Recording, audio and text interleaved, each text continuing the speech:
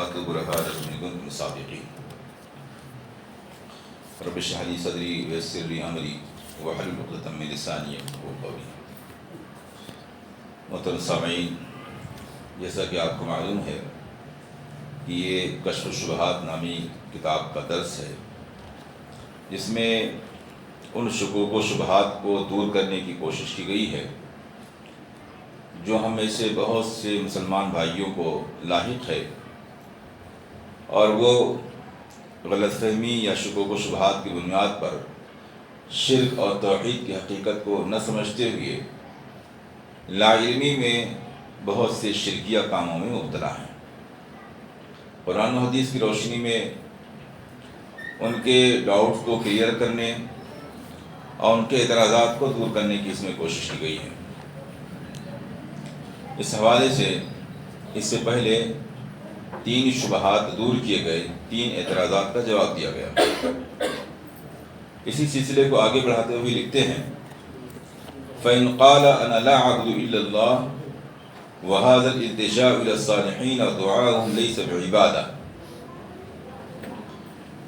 اگر کوئی شرک میں مبتلا آدمی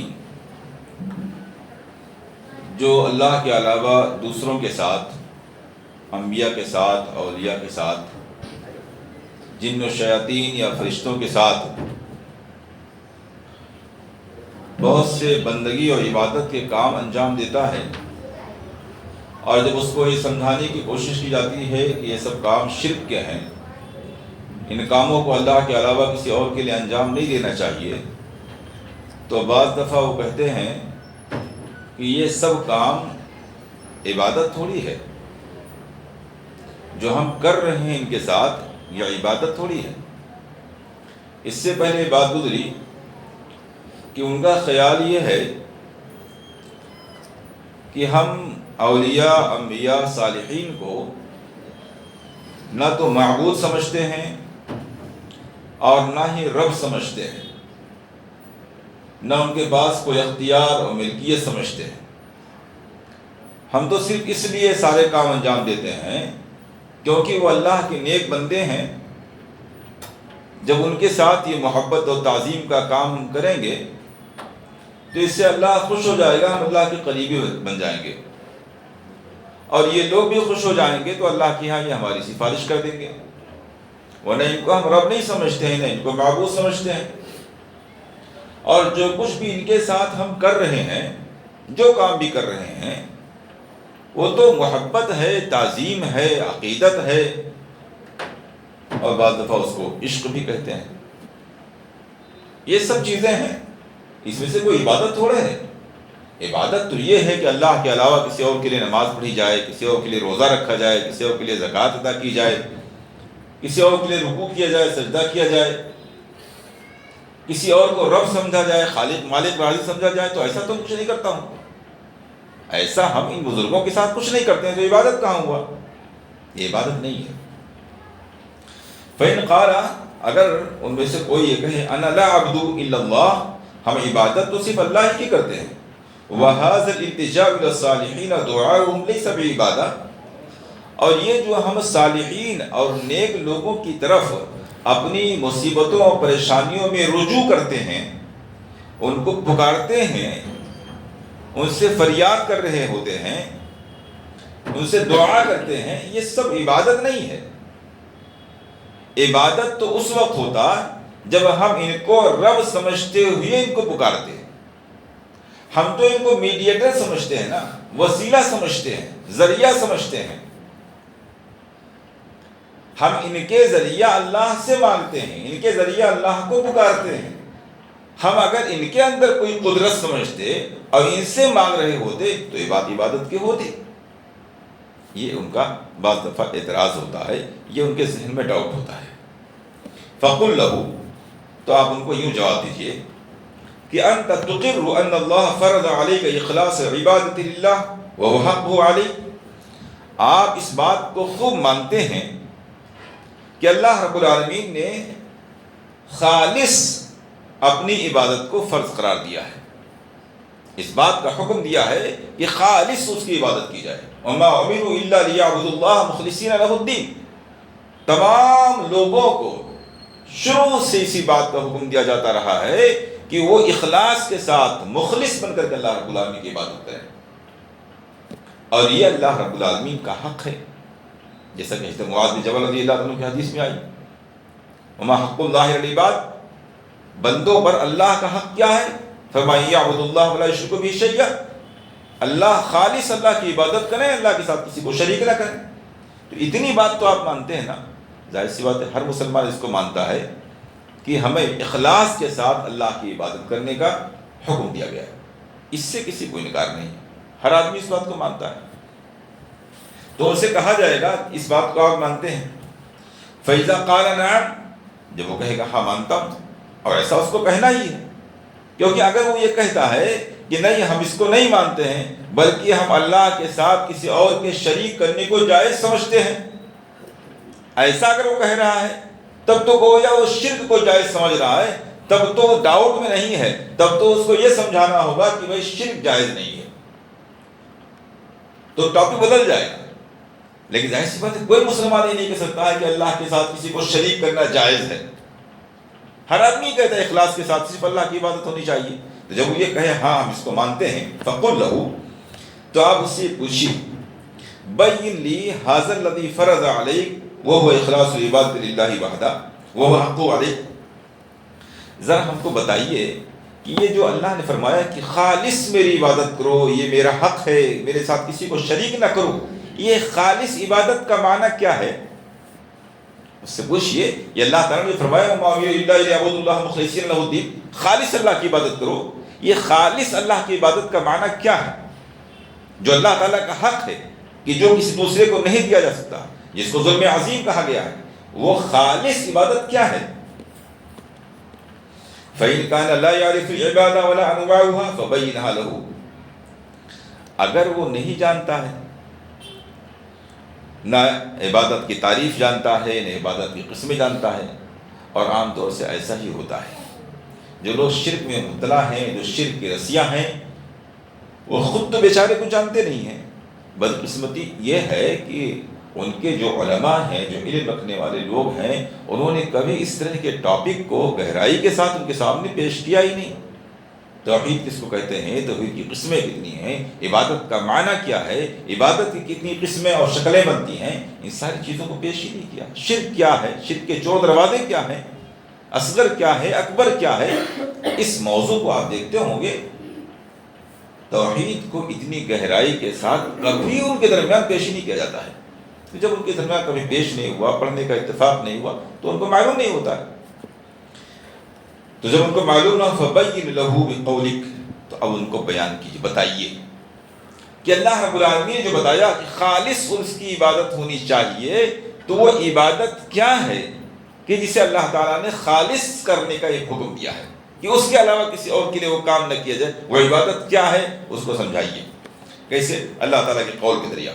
اللہ تعالیٰ نے سورہ اعراف آیت نمبر 55 میں فرمایا اُدْعُوا رَبَّكُمْ تَضَرُّعًا وَخُفْيَةً إِنَّهُ لَا يُحِبُّ الْمُعْتَدِينَ، اللہ رب العالمین کو پکارو، اپنے رب کو پکارو گڑ گڑاتے ہوئے اور آہستہ آہستہ، جب اس سے دعا کرو، اس کو پکارو تو اندر سے خضوع اپنی کمزوری کا اظہار اور نرم آواز میں چیخ پکار کے ساتھ نہ پکارو۔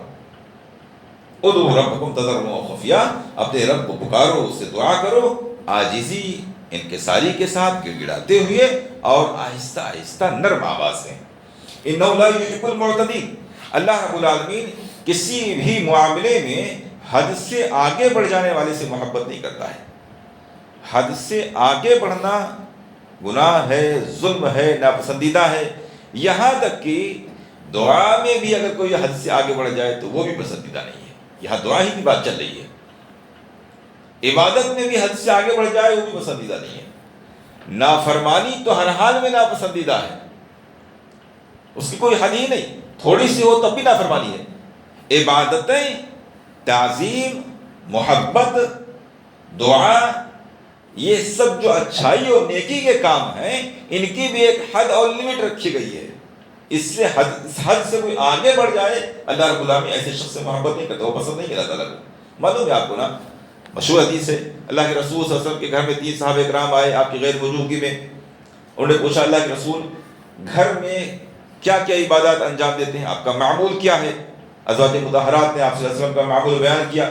حدیث میں آتا ہے کانہم تقالوہا، ان لوگوں نے نبی اکرم صلی اللہ علیہ وسلم کے اس عمل کو، آپ کی عادت مبارکہ کو اپنے لیے کم سمجھا اور کہا اللہ کے رسول صلی اللہ علیہ وسلم تو بخشے بخشائے ہیں، آپ کچھ بھی نہ کریں، بہت کم کر لیں، کوئی مسئلہ نہیں، ہمارے ساتھ تو ایسا نہیں ہے، اس لیے آپ کے برابر ہمارے لیے کرنا کافی نہیں، ہمیں اور زیادہ کرنا چاہیے. ان کو کم معلوم ہوا.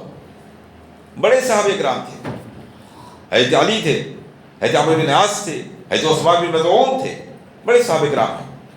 ایک صحابی کہتے ہیں کہ اب میں عہد کرتا ہوں کہ آج کے بعد سے میں کبھی رات میں نہیں سوؤں گا، پوری رات قیام کرتا رہوں، پوری زندگی سو گئی. دوسرے صحابی کہتے ہیں میں شادی نہیں کروں گا، بیوی بچوں کا جھمیلا نہیں رہے گا، پوری توجہ کے ساتھ میں اللہ کی عبادت میں لگا رہوں گا. ایک صاحب کہتے ہیں میں کبھی بغیر روزے کے نہیں رہوں گا، ہمیشہ روزے سے رہوں گا. تینوں لوگوں کا جو عمل تھا، نیت ان کی اچھی تھی، عمل بھی ثابت تھا، لیکن جو ایک لمٹ تھی، حد تھی، اس حد سے آگے بڑھ گئے.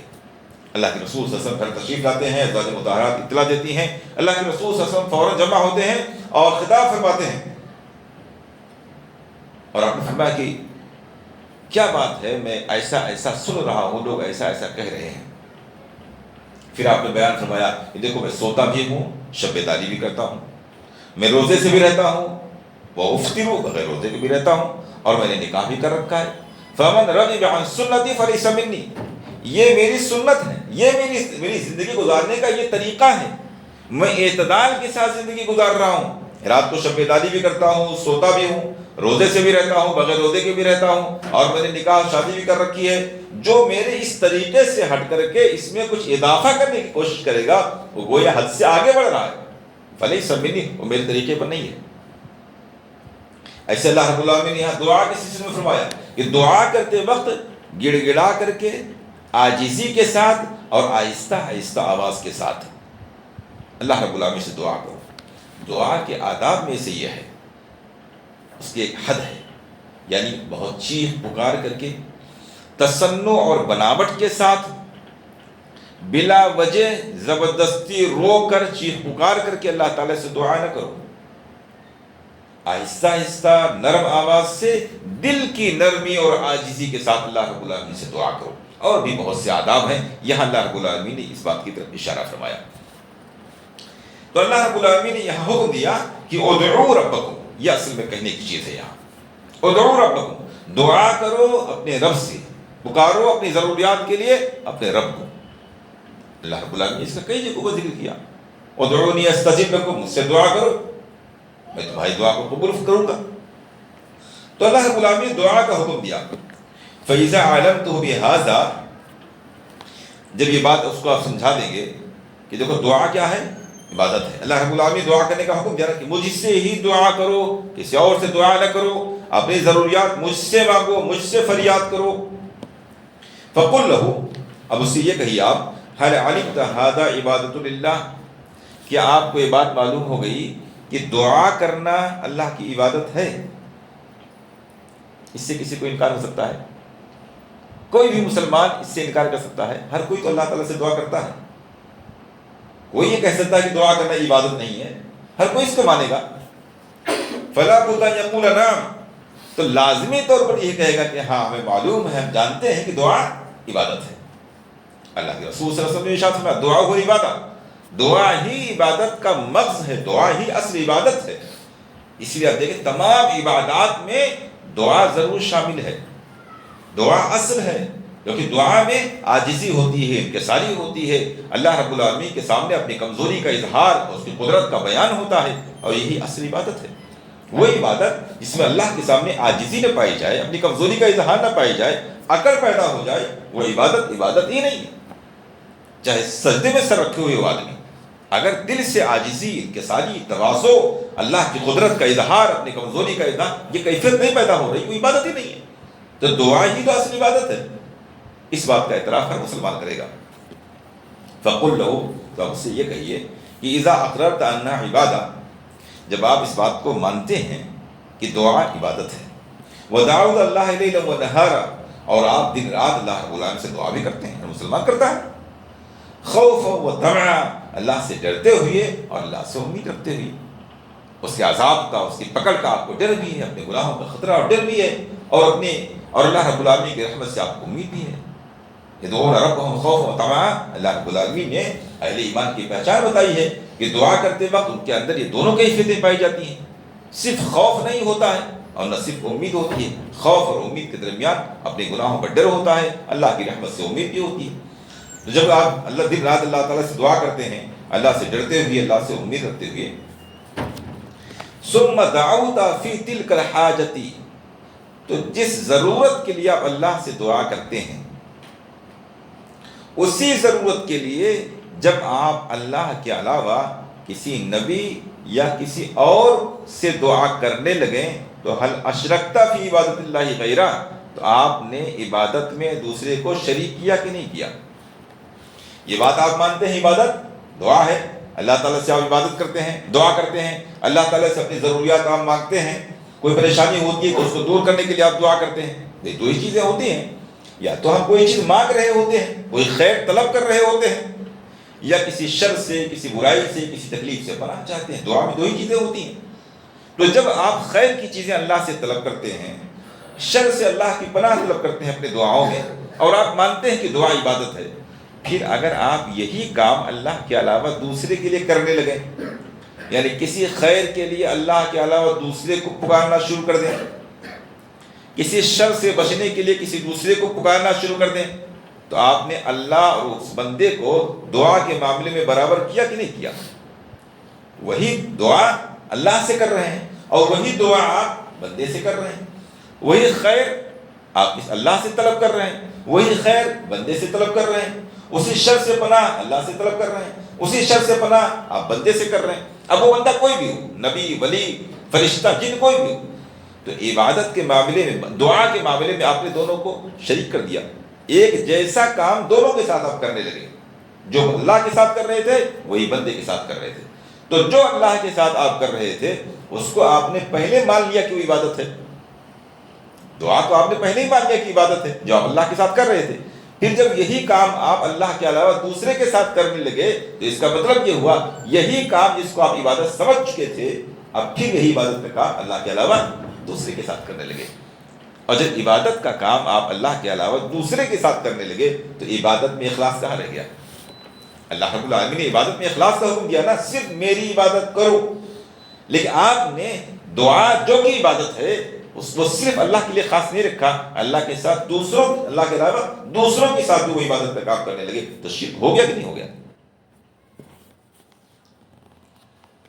حل اشرکت فی عبادت اللہ فلا بد ان یقول، تو اب اس کو لازماً، اگر اللہ نے اس کا سینہ کھول دیا ہے اور سمجھنے کی صلاحیت دی ہے اور ضدی قسم کا آدمی نہیں ہے، انصاف کرنے والا آدمی، تو اس کو کہنا پڑے گا کہ نہیں، غلطی ہے، ہم سے ہو رہی ہے، واقعی ہم اللہ کے ساتھ دوسرے کی عبادت کر رہے تھے.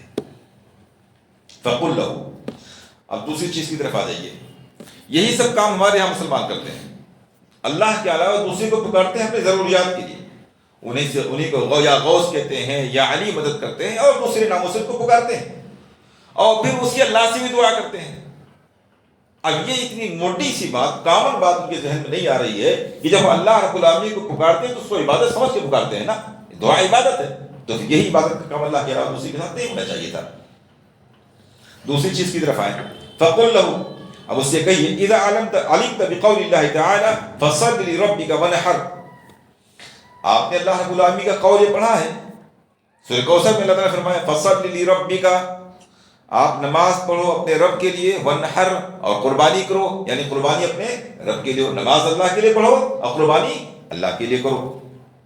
وَأَطَاعَتَ اللَّهِ، اور اب اللہ کی اطاعت کرتے ہیں، نماز پڑھنے جاتے ہیں تو کسی غوث کے لیے، کسی علی کے لیے، کسی نبی کے لیے آپ نماز نہیں پڑھتے ہیں، اللہ کے لیے نماز پڑھتے ہیں. وَنَحَرْتَ لَهُ، اور عید الاضحیٰ جب آتی ہے تو قربانی آپ اللہ کے لیے کرتے ہیں، جانور آپ اللہ کی رضا کے لیے ذبح کرتے ہیں.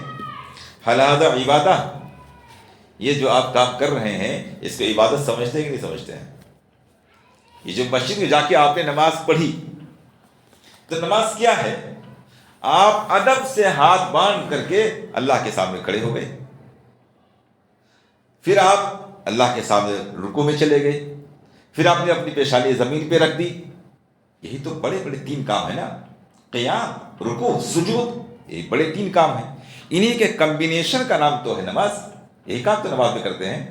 تو اللہ کے لیے آپ آ کے مسجد میں جو نماز پڑھتے ہیں تو اس نماز میں جو کام آپ کرتے ہیں اس کو عبادت سمجھتے ہیں کہ نہیں سمجھتے ہیں؟ کون کہے گا اس کو عبادت نہیں سمجھتے ہیں؟ اس کا مطلب کیا ہوا؟ ادب کے ساتھ ہاتھ باندھ کر کے کسی کے سامنے کھڑا ہو جانا یہ عبادت کا حصہ ہے۔ ادب کے ساتھ کسی کے سامنے جھک جانا عبادت کا حصہ ہے۔ کسی بھی چیز کے سامنے اپنی پیشانی ٹکا دینا، جھکا دینا، یہ عبادت کا حصہ ہے، نماز کا حصہ ہے، جو ہم 5 وقت آ کر کے اللہ کے لیے مسجد میں ادا کرتے ہیں۔ ایسے قربانی کا معاملہ ہے۔ عید الاضحیٰ میں ہر کوئی جانور قربان کرتا ہے، وہ جانور صرف اللہ کی رضا کے لیے قربان کرتا ہے اور عبادت کا اہم حصہ سمجھ کے اس کو قربان کرتا ہے۔ قُلْ إِنَّ صَلَاتِي وَنُسُكِي وَمَحْيَايَ وَمَمَاتِي لِلَّهِ رَبِّ الْعَالَمِينَ۔ اللہ رب العالمین فرمائے کہہ دیجیے آپ کہ میری نماز، میری قربانی، میرا مرنا، میرا جینا سب اللہ رب العالمین کے لیے ہے۔ تو آپ عبادت سمجھتے ہیں کہ نہیں سمجھتے؟ حل ھذا عبادہ، کیا آپ اس بات کو مانتے ہیں کہ یہ جو نماز آپ نے پڑھی ہے عبادت ہے، جو قربانی آپ نے کی عبادت ہے، اس کو مانتے کہ نہیں مانتے؟ فلا بد ان یقول نعم، اس کو لازماً کہنا پڑے گا کہ ہاں مانتے ہیں، کوئی چارہ نہیں، کہنا ہی پڑے گا اس کو۔ فقل له، اب اس سے آپ یہ کہیے، اذا نحرت لمخلوق، اب جب آپ یہی جانور کسی مخلوق کے لیے ذبح کریں، نبی اور جنی اور غیرہما، کسی نبی کے لیے، کسی شیطان اور جن کے لیے، کسی فرشتے کے لیے، کسی ولی بزرگ کے لیے، کسی کے لیے آپ ذبح کریں، هل اشرکت فی هذه العبادت غیر اللہ، تو آپ نے عبادت کے اس کام میں اللہ کے علاوہ دوسرے کو شریک کیا کہ نہیں کیا؟ یعنی جو کام آپ نے قربانی میں، عید الاضحیٰ میں اللہ کے لیے کیا تھا، وہی کام آپ نے دوسرے دنوں میں اللہ کے علاوہ دوسرے کے لیے کیا کہ نہیں کیا؟ جب آپ عید الاضحیٰ میں ذبح کرتے ہیں، اس میں اللہ اکبر پڑھ کے ذبح کرتے ہیں، بسم اللہ اللہ اکبر پڑھ کے آپ نے پھر ذبح کیا۔ جب آپ عید الاضحیٰ میں ذبح کرتے ہیں تو اللہ تعالیٰ کی رضا کے لیے ذبح کرتے ہیں کہ اللہ تعالیٰ راضی ہو جائے۔ اب اگر آپ نے یہ جانور ذبح کیا ہے کسی اور کو راضی کرنے کے لیے، تو آپ نے وہی کام جو اللہ کے لیے کیا تھا، جس کو آپ عبادت سمجھتے تھے، وہی عبادت کا کام غیر اللہ کے لیے کیا کہ نہیں کیا؟ فلا بد ان یقر ویقول نعم، تو لازمی طور پر اس کو کہنا پڑے گا کہ ہاں ہم ایسا کرتے ہیں، اس کو اقرار کرنا پڑے گا، ماننا پڑے گا وہ یہ عبادت کا کام، یہ قربانی عبادت کا کام ہے، دعا عبادت کا کام ہے، قربانی عبادت کا کام ہے۔ وقل له ایضا، اور اس کو یہ بھی سمجھائیے کہ المشرکون الذین نزل فی القرآن، وہ مشرکین کی جن کے حوالے سے، جن کے بارے میں قرآن نازل ہوا، هل كانوا يعبدون الملائکۃ والصالحین واللات وغیر ذلک، قرآن جو نازل ہو رہا تھا، چاہے عرب کے مشرکین رہے ہوں یا یہودی رہے ہوں یا عیسائی رہے ہوں، جو بھی مشرکین تھے، کیا وہ اللہ کے علاوہ فرشتوں کی، نیک لوگوں کی، اولیاء اللہ کی، اور لات، عزا، منات، اپنے بتوں کی عبادت کرتے تھے کہ نہیں کرتے تھے؟ کون اس کا انکار کر دے گا؟ اگر وہ غیر اللہ کی عبادت نہیں کرتے تھے تو کس چیز کی اصلاح کے لیے انبیاء آئے تھے؟ وَلَقَدْ بَعَثْنَا فِي كُلِّ أُمَّةٍ رَسُولًا أَنِ اعْبُدُوا اللَّهَ وَاجْتَنِبُوا الطَّاغُوتَ، ہم نے تمام قوموں میں رسول کو اسی پیغام کے ساتھ بھیجا ہے کہ لوگوں سے آپ بتائیے کہ اللہ کی عبادت کرو، غیر اللہ کی عبادت سے بچو۔ تو اس کا مطلب جب بھی انبیاء دنیا میں آئے ہیں اس وقت لوگ غیر اللہ کی عبادت کر رہے تھے، اسی سے روکنے کے لیے انبیاء دنیا میں آئے ہیں۔ اللہ کے رسول صلی اللہ علیہ وسلم اسی مقصد کے لیے آئے تھے۔ تو اس وقت لوگ فرشتوں کی، جناتوں کی، اور اولیاء اللہ کے، اللہ کے نیک بندوں کی، اور بہت سے بتوں کی عبادت کیا کرتے تھے۔ فلا بد ان یقول نعم، تو اسے لازمی طور پہ کہنا پڑے گا کہ ہاں ایسا ہوتا تھا۔ اس سے کون انکار کر سکتا ہے؟ اب جس کو دین کی ABCD نہ معلوم ہو بات الگ ہے، لیکن جس کو معلوم ہے اسے کہنا پڑے گا کہ ایسا تھا۔ فقل له، تو آپ اس سے کہیے، وَهَلْ كَانَتْ عِبَادَتُهُمْ إِيَّاهُمْ إِلَّا فِي الدُّعَاءِ وَالذَّبْحِ وَالِالتِّجَاءِ وَنَحْوِ ذَلِكَ، یہ جو آپ نے کہا کہ اس زمانے میں لوگ اللہ کے علاوہ فرشتوں، نیک لوگوں اور لات، منات وغیرہ وغیرہ یا جنوں کی عبادت کرتے تھے، تو کون سا کام وہ کرتے تھے جس کو آپ عبادت بول رہے ہو؟ کرتے کیا تھے؟ یہ بات تو آپ مانتے ہیں، ہر کوئی مانتا ہے کہ وہ عبادت کرتے تھے۔ کون سا کام کرتے تھے جس کی وجہ سے آپ یہ کہہ رہے ہو کہ وہ عبادت کرتے تھے؟ جس کی وجہ سے آپ ان کو مشرک کہہ رہے ہو. تو آپ ان کو بتائیے کہ ان کی عبادت سوا اس کی کیا تھی، سوا اس کے اور کیا عبادت کرتے تھے کہ وہ ان لوگوں کو پکارا کرتے تھے اپنی ضروریات کے لیے، اپنے اولاد کے لیے، اپنے صحت کے لیے، اپنے کاموں میں خیر و برکت کے لیے ان کو پکارتے تھے، مصیبتوں سے بچنے کے لیے ان کو پکارا کرتے تھے. وَالذِّبْحِ، اور ان کے لیے جانور ذبح کیا کرتے تھے، ان کو خوش کرنے کے لیے جانور ذبح کرتے تھے. وَالِالْتِجَاءِ، اور تمام پریشانیوں میں ان کی طرف رجوع کرتے تھے، پریشانیوں سے بچنے کے لیے ان سے فریاد کرتے تھے. یہی کام تو کرتے تھے وہ، اس کے علاوہ کیا کرتے تھے وہ؟ جیسی نماز ہم پڑھ رہے ہیں ایسی نماز تو نہیں پڑھتے تھے ان کے سامنے جا کر کے. جو ہم کہتے کہ عبادت کا کام کرتے تھے، تو عبادت کا کام یہی تو ہوتا تھا. دعا کرتے تھے، نذر و نیاز کرتے تھے، قربانیاں کرتے تھے، اپنی ضروریات کے لیے ان کو پکارتے تھے، مصیبتوں سے بچنے کے لیے ان سے فریاد کرتے تھے. وَإِلَّا فَهُمْ مُقِرُّونَ أَنَّهُمْ عَبِيدُهُ وَتَحْتَ قَهْرِهِ، ورنہ وہ اس بات کو مانتے تھے کہ جن کو پکار رہے ہیں سب اللہ کے بندے ہیں اور اللہ کے ماتحت ہیں. یہ تو مانتے تھے. وہ اللہ نہیں مانتے تھے، معبود نہیں مانتے تھے، رب نہیں مانتے تھے، تو پھر عبادت کیسے کرتے تھے؟ کیسے آپ نے کہہ دیا کہ وہ شرک کرتے تھے، اللہ کے علاوہ دوسرے کی عبادت کرتے تھے؟ کون سا ہم کام کرتے تھے جس کی بنیاد پر آپ نے کہہ دیا کہ وہ مشرک تھے، اور جس کی بنیاد پر آپ کہہ رہے ہیں کہ اللہ کے علاوہ دوسرے کی عبادت کرتے تھے؟ یہی کام تو کرتے تھے نا، اللہ کے علاوہ دوسرے سے دعا کرنا، ان کے لیے نذر و نیاز کرنا، ان کے لیے قربانیاں کرنا، ان سے فریاد کرنا، یہی کام تو کرتے تھے. وَأَنَّ اللَّهَ هُوَ الَّذِي يُدَبِّرُ الْأَمْرَ، اور جانتے تھے، مانتے تھے کہ اللہ رب العالمین ہی کائنات کے نظام کو چلاتا ہے. وَلَٰكِن دَعَوْهُ، انہوں نے اللہ کے علاوہ دوسروں کو پکارا. وَالْتَجَوْا إِلَيْهِمْ، اور انہوں نے اللہ کے علاوہ ان کی طرف پناہ لی، مصیبتوں کے موقع پر ان کی طرف پناہ لی، حفاظت ان سے حفاظت طلب کیا. کیوں کیا تھا؟ جب وہ جانتے تھے کہ اللہ نہیں ہے، وہ مانتے تھے کہ رب نہیں ہے، ان کے پاس کوئی اختیار نہیں ہے. لبیک کے کلمات میں اس سے پہلے ذکر کر چکا ہوں، کیا کرتے تھے وہ؟ لبیک اللہم لبیک لا شریک لک لبیک الا شریکا تملکہ وما ملک، یہ تو بولتے تھے نا، تیرا کوئی شریک نہیں ہے، الا شریکا، مگر وہ تیرے ساتھ شریک ہے، تملکہ وما ملک، کہ جس کا تو مالک ہے، اس کے وجود کا تو مالک ہے، اور اس کے اندر جو بھی خوبیاں اور طاقتیں ہیں ان سب کا تو ہی مالک ہے. نہ وہ اپنے وجود میں کسی طرح کا اختیار رکھتا ہے اور نہ اپنی قوت اور صلاحیت میں کسی چیز کا اختیار رکھتا ہے. سارا اختیار تیرے پاس ہے. مانتے تھے اس بات کو. تو وہ اللہ نہیں مانتے تھے، رب نہیں مانتے تھے، معبود نہیں مانتے تھے، کسی طرح کی قدرت و طاقت نہیں مانتے تھے. مشرک ہوئے کس وجہ سے؟ اسی وجہ سے تو کہ انہوں نے اللہ ان سب چیزوں کا اقرار کرنے کے باوجود اللہ رب خالق مالک یہ سب کچھ نہ مانتے ہوئے، سب کچھ اللہ کو مانتے ہوئے، صرف انہوں نے اللہ کی قربت کے لیے، اللہ سے قریب ہونے کے لیے، ما نعبدہم الا لیقربونا الی اللہ زلفی، اللہ سے قریب ہونے کے لیے، اور اس لیے اس لالچ میں کہ یہ اللہ کے نیک بندے اللہ کے یہاں ہماری سفارش کر دیں گے. اسی دو مقصد کے لیے تو ان لوگوں نے ان کی طرف پناہ کی تھی.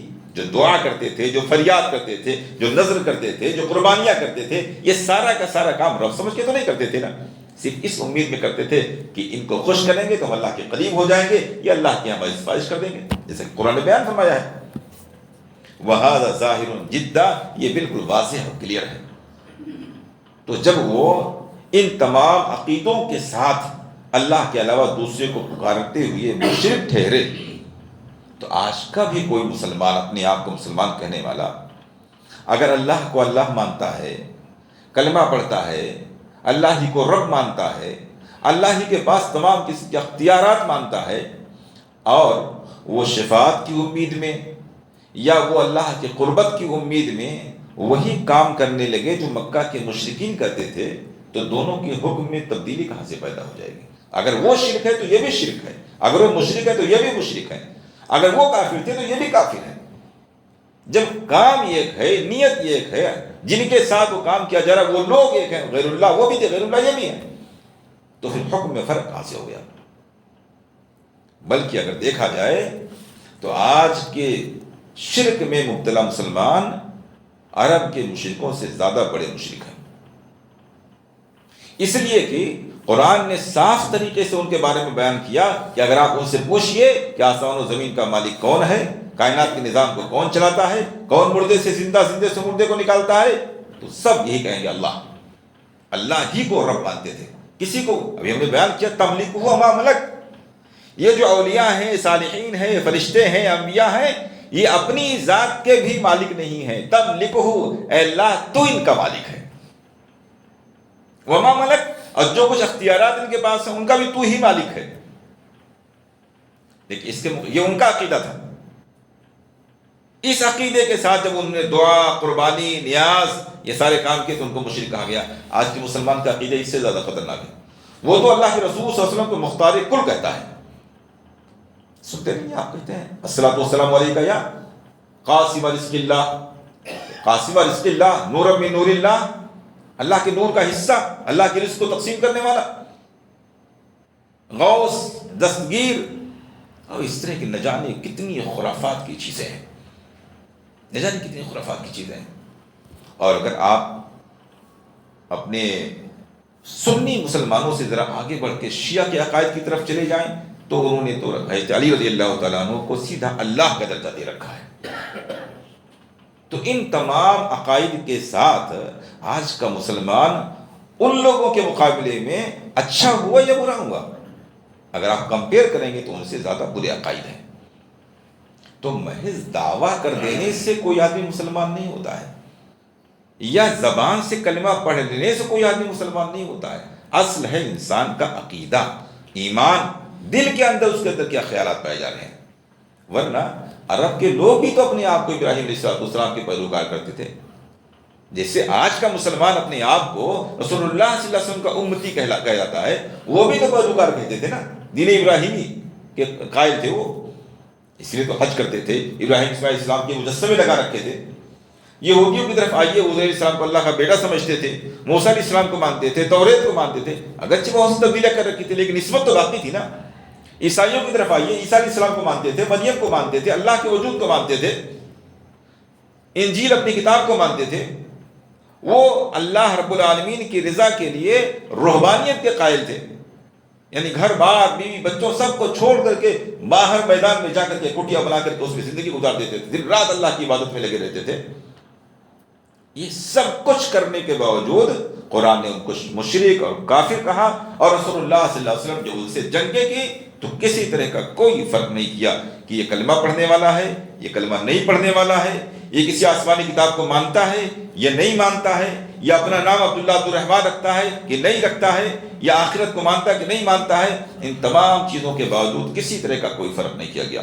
معلوم کیا ہوا کہ ایک آدمی اپنی نسبت کسی کی طرف کر لے، اپنا نام کچھ رکھ لے، کسی بھی مذہب کو بظاہر ماننے کی بات کر رہا ہو، کلمہ بھی پڑھ رہا ہو، کوئی آسمانی کتاب بھی مانتا ہو، کسی نبی کی طرف اپنی نسبت کر کے اس کا امتی بھی اپنے آپ کو کہتا ہو، آخرت کو، بعث بعد الموت کو، تقدیر کو، جنت کو، جہنم کو، ان سب کی ساری چیزوں کو مانتا ہو، لیکن اگر وہ عبادت میں اللہ کے علاوہ کسی کو شریک کر رہا ہے تو اس میں اور کسی بت پرست عرب کے مشرک میں کسی طرح کا کوئی فرق نہیں۔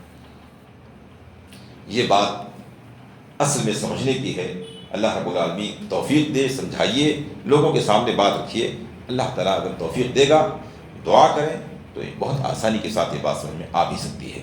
ضرورت اس بات کی ہے کہ یہ جو امانت ہمارے پاس ہے، توحید ایک امانت ہے ہمارے پاس، اللہ رب العالمین نے ہمیں لاکھوں کروڑوں لوگوں میں سے سلیکٹ کیا ہے اپنے توحید کی نعمت کے ذریعہ۔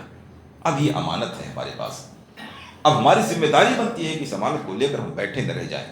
وہ دوسرے ہمارے بھائی، ہمارے رشتہ دار، ہمارے پڑوسی، ہمارے شہر اور ملک کے لوگ جو انجانے میں، لا علمی میں شرک میں مبتلا ہو گئے، ورنہ کوئی مسلمان جان بوجھ کے شرک نہیں کر سکتا ہے۔ سب جو کچھ کر رہے ہیں اپنی نیت کے حساب سے اللہ ہی کے لیے کر رہے ہیں، اور ہم سے زیادہ کر رہے ہیں، ہم سے زیادہ بہت سے عبادت کے کام، عبادت میں ہم سے زیادہ ہیں، قربانیاں ہم سے زیادہ، دعائیں ہم سے زیادہ، بہت سے کام ہم سے زیادہ وہ کر رہے ہیں، تو بغیر نیت، اچھی نیت کے تو نہیں کر رہے ہیں۔ نیتیں ان کی اچھی ہیں، بیچاروں کی قربانیاں بہت زیادہ ہیں، ان تک صحیح دین پہنچا نہیں ہے۔ ان کے لوگوں نے، ان کے عوام نے، ان کے آبا اجداد نے ان کو مختلف قسم کے ڈاؤٹ میں، شبہات میں ڈال رکھا ہے۔ تو ہماری ذمہ داری بنتی ہے کہ جب ہم اس کو سمجھ لیں یہ بات ہم پر واضح ہو جائے تو ہم اس کو اپنی ذات اور اپنے آنگن تک سمیٹ کے نہ رکھیں، بلکہ اس امانت کو دوسروں تک بھی پہنچانے کی کوشش کریں۔ اللہ رب العالمین سے دعا ہے کہ ہمیں توحید کی امانت کو سمجھنے، اسے اختیار کرنے، اس کے تقاضوں کو پورا کرنے اور اپنے دوسرے راہ سے بھٹکے ہوئے مسلمانوں تک صحیح طریقے سے پہنچانے کی توفیق عنایت فرمائے۔ آمین۔ وآخر دعوانا ان الحمدللہ رب العالمین۔ کوئی سوال ہے؟